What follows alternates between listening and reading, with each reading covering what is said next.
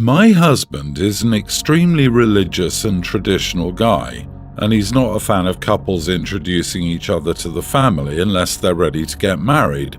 So he only met my family for the first time after our engagement, and that's when I met his as well. I didn't grow up like this, but it's truly something that doesn't bother me, or else I wouldn't have married him.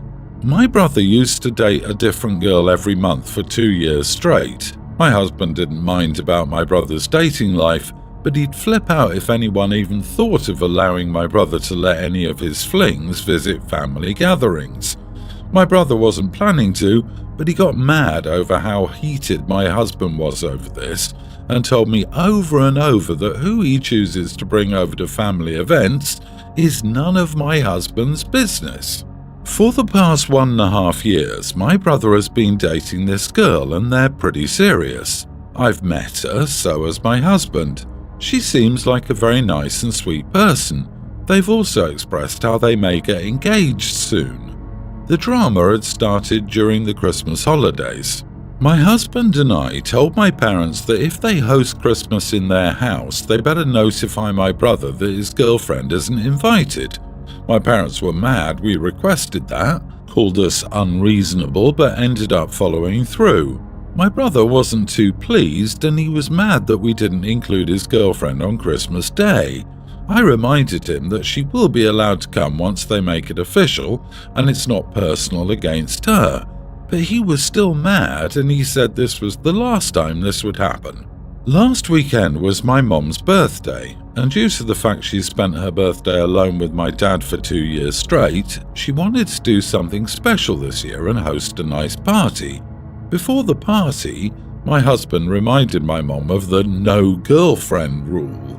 My mom flipped out at him, and so did my dad, and they told us we're being extreme with this and they have no right to dictate who enters their house in family events, and that my brother's girlfriend will tag along whenever she wants, whether we like it or not. My brother came to the party with his girlfriend, and he acted like a champion for defeating my husband on this one. My husband was mad the entire night and wouldn't speak to a soul. Before we left, he only told my brother, "You must feel proud for acting like a witch." My entire family, who was invited to my mom's party, was calling us idiots for having this rule in the first place. I'm just supporting my husband, so am I the idiot? My word, who do you and your husband think you are? Of course you're the idiot, both of you. If something offends your husband, he should be the one staying away, not dictating who can and can't go to family gatherings. And then your husband has the absolute nerve to call your brother names? What the actual? If I were a member of your family, I would stop inviting you and your husband to any party, regardless of who else was going. That's exactly right. OP, if you had a small and intimate dinner party at your own house, the guest list might be more restricted. But this is a party for your mom in her house, and she's expressed that she wants the girlfriend to be there. It's none of your husband's or yours business who your brother brings along. If your husband doesn't like it, he can stay home. You are the idiot, and I doubt that your brother was acting triumphant any more than your husband was acting like a spoiled brat who didn't get to make the other kids follow his rules on the playground. Your husband was using his religion to do what religions love to do, enforce his own particular misogynistic and relational mores on other people, and you enabled it. So your hubby called your brother witch. It's the most religious thing to say to someone. I believe that what you meant is that your husband is extremely controlling and psychotic. Religion and tradition have nothing to do with this. He's brainwashed you into thinking this is okay behavior at all. You're the idiot, but your husband's a bigger one. My 52 female daughter, 26, is a huge animal lover. So is her husband. They have 2 dogs and 1 cat. They're always covered in dog hair, and surprisingly the cat doesn't shed as much as the dogs. They have those roll stickers to clean dog hair from their clothes, and they do, but in their house, their carpets and couches need to be vacuumed every second day to keep them free of dog hair. I've got to admit though, they keep their pets very clean and groomed. After the dog walks, they have a ritual where they clean the dog's paws and hair that might have touched the ground. On Saturday, we had a little family get-together in our backyard. My daughter and her husband were present, my husband, my sister, her 2 daughters, their partners, and my brother and his sons. One of my brother's sons married his girlfriend of 1 year just before Christmas. At some point during the gathering, they started having a conversation about pets. One of my sister's daughters has a dog, my daughter has her pets. And as the convo went on, my nephew's wife made it clear how much she despises dogs and cats and how she hates animals approaching her because she hates animal fur and can't stand when people have their pets that free in their houses. My niece with the dog surprisingly agreed with the nephew's wife despite having her own dog. So then the cousins started talking about how they love pets but they can't stand them on furniture and how they low-key find them gross, etc. My nephew's wife pointed at my daughter and said, "Yeah, look, for example, I'd never be able to visit my daughter's Name's house. She has 2 dogs and a cat. I can't imagine the dirt and fur in that place." To which my daughter aggressively replied, "Who said you'd be welcome in the first place? I didn't invite you, nor do I plan to." My nieces immediately told her that she was being rude and that my nephew's wife had a point. My sister then told her that she couldn't be serious, that she wouldn't invite people into her house because they don't like pets. My daughter insisted, "I wouldn't invite them. Why would I invite someone over if they think my place is gross?" My sister told her that she could make 1 or 2 adjustments for her non-pet fan guests for a few hours. My daughter said, "I could, but I don't have to and I don't want to." That leaves us with the fact that none of you are ever welcome in my house. I called my daughter out on her behavior and told her she was rude. She told me to shut up, and I'm an idiot for defending people who pointed at her and insulted the way she chooses to live in her house. She then left with her husband. My husband also said I was the idiot, and I had no reason to call out our daughter because she was just defending herself. So, am I the idiot for this? You are the idiot. Your daughter didn't start this rudeness, but she sure as heck finished it. And actually, a lot nicer than most people would have. If you point at someone and say, "I hate your pets and I think your home is gross and filthy," then you don't get to be offended when they say you're not welcome in their home.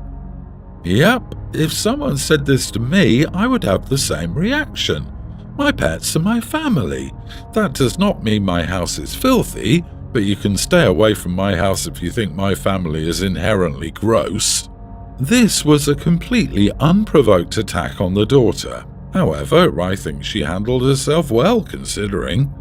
Also, I don't seriously hope that OP thinks her daughter will want to be around her anymore after just feeding her to the wolves like that, and then getting mad at her when she dares to try and defend herself.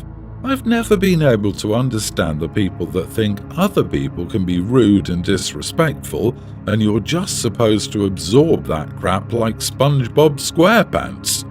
No standing up for yourself. Just stare blankly into the middle distance. It's such a terrible way to love your life. You are the idiot. Your nephew's wife, a family newcomer with an attitude problem, and your sister and nieces, apparently the crap stirrers in your crew, were attacking your child in front of you, maliciously slandering her. Rather than defend her, you dogpiled on her with them.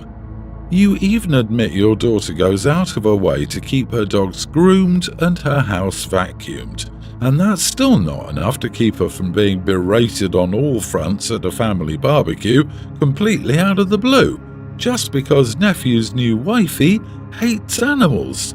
And if I was your daughter, I wouldn't invite any of you over to my house. OP, do you like your daughter? Or are you just offended she's not squirting out people pups? You are the idiot. Please call your daughter and apologize before you lose her.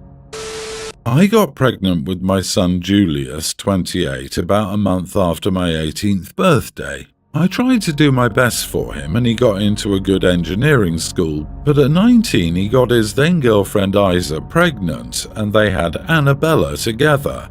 I've been the one who has mostly raised her and I have full custody. Her mother Isa got deported to her home country, but they spend July together and FaceTime every night. After graduation, Julius got married to his girlfriend Katja, and they have 2 wonderful boys together. Unfortunately, Annabella lives with me and not with them. The thing is, Julius never spends any time with Annabella. He doesn't even call to say goodnight, but she loves him so much. So it's like once a month he'll show up with a box full of toys, spend a day with her and then go back to his family. It hurts her so much that he doesn't spend time with her because he's her hero. I'm just grandma. And no, he doesn't act this way because of his wife. Katja would love to have Annabella move in with them. She once brought up the idea and she went on about all the things they could do together. She would love to be her stepmom, calls her princess, sweetie, and so many nice nicknames. The only reason they haven't is that Julius has said she should stay with me. A few days ago, Julius told me that he and Katja were planning a trip to Disneyland in August. I said to him that Annabella would be so excited and he should tell her on her birthday, and he just blankly told me she was not coming and the trip was for his boys. I made it clear to him that he needed to bring her on the trip, and he just called me an idiot, which he's never done before, for trying to control him. I admit that I was a bit controlling in my reaction, but I don't think I went that far. Am I the idiot? So he just pawned his child off on you for eternity? Does he send you child support? Does he make any actual effort to be a father to his daughter? Not the idiot for your question, but you should sue him for child support and make custody arrangements for him to take his daughter legally. It's not going to be too much longer before his daughter realizes her dad wants nothing to do with her, and she's going to grow resentful. I'm thinking he wants nothing to do with his daughter because she's a girl and he has a perfect family with 2 boys. I'm sorry, but what's custody like? Legally, I'd be concerned about the what if of something happening. He obviously doesn't care for her, and him being the one in control of those decisions sounds scary. You can't force your son to be a good dad or a good human being, but not the idiot for trying. I suppose you don't have the money to take your granddaughter to Disney World. You're not just grandma, you're Annabella's main guardian. Your son abdicated his position as a parent. Is therapy an option? Her dad has already hurt Annabella. She subconsciously knows she's least loved. I think the moment your son refused to take in Annabella, he should have been cut out of her life. But I get that it's easier said than done. I don't get how his wife can lie beside him at night. The last man I would want to build a family with is one who abandons his child. You are not the idiot. He seems to enjoy pretending his little tryst with Isa never happened, and you were there to clean up his mess, so he never had to assume any responsibilities for her. Sad. I'm so sorry. I think you need to accept that your son doesn't love his daughter and never wanted her. That he's never going to take her to live with him and that you're going to be the only parent that kid will have. My daughter, teen, just recently cheated with her sister's, nearly adult, boyfriend, nearly adult. To say this was a shock was an understatement. My oldest was completely heartbroken and shattered that her sister did that to her. Not to mention she was also heartbroken by her boyfriend. On the other hand, my youngest is now saying that they're dating and that it couldn't be helped. They fell for each other and her sister should try to be understanding. I was stunned that she dared to say such a thing and sent her up to her room while she tried to console my older. She can't stand to be in the same house as her sister, and I decided the best thing, for now, is to give their relationship some space. My girls have 2 different dads, so I told my younger one's dad what was going on, and he understood and agreed to take her for a few weeks. My mom, however, has been giving me a lot of crap for what happened. She says that this is not the way to handle the situation, and I'm going to make my daughter think I don't love her as much as her sister. She says that since I'm the adult, I shouldn't be choosing sides and shouldn't have kicked her out, especially because she didn't want to go. I'm feeling a bit conflicted about this. On the one hand, I have siblings myself and could never imagine doing this to one of them. If they did that to me, I would never forgive them. And if this was someone else like a friend, I would tell them never to let their sister back in their life because she has no respect or value for them and was willing to throw away that relationship for something that may not last. On the other hand, she's my daughter, and I don't want her ever to think I don't love her or prefer her sister. I also want my kids to have a good relationship with each other, but I can't pretend I like the person she's become to do this to her sister. I'm trying not to let the anger of her actions cloud my judgment, but I've never been angrier at one of my kids. I know she's a teenager and teenagers do dumb things, but I would never have done this, even at that age. Plus, what kind of signal would it send to my older daughter if I just overlooked what her sister did to her? I've asked my family and friends for their opinions, but while some agreed with me, others disagreed, and I just don't know what's right. I just feel so conflicted. Sending her to her dad's while you console your other daughter is a sensible thing to do. You are not the idiot for separating your daughters while emotions are still high and giving them both a break from each other. It depends on how you follow this up, though. They both need to rebuild the relationship, and you can be a crucial part of that process. I have no advice on the younger and the boyfriend, though. What a crap show.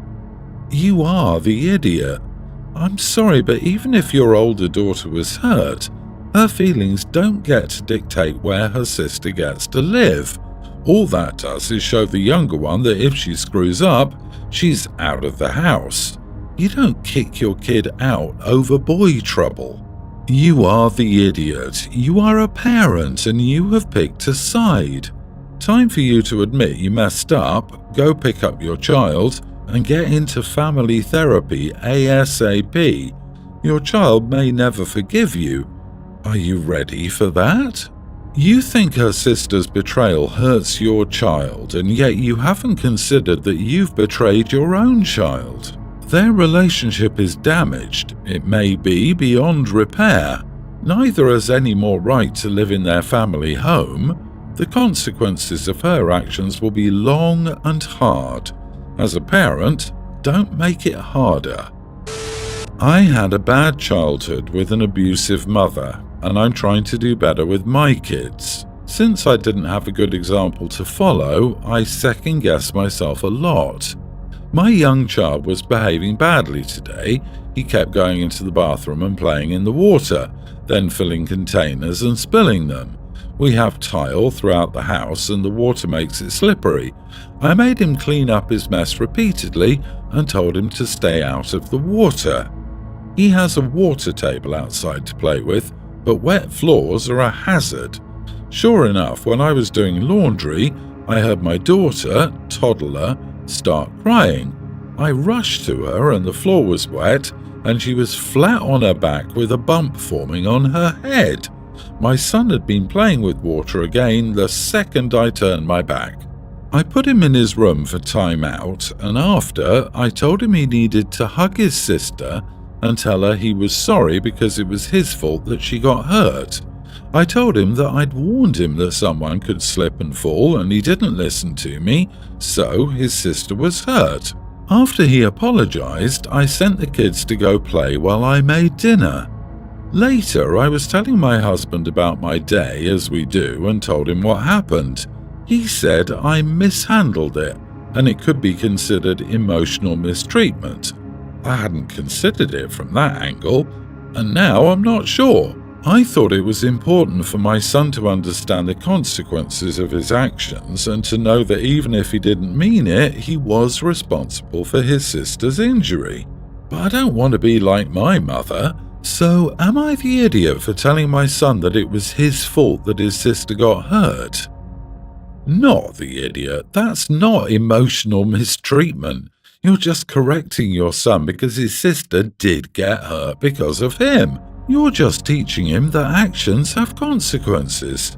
I'm curious, though, how the husband would have reacted had it been the other way around, and the son had been hurt due to the sister's misbehavior. What exactly did your husband want to happen besides this banal problem that you solved? I think you handled this just fine. It was his fault that she got hurt. Telling him a fact is not emotional mistreatment. Jesus Christ, your husband needs to get off the internet and learn what words mean.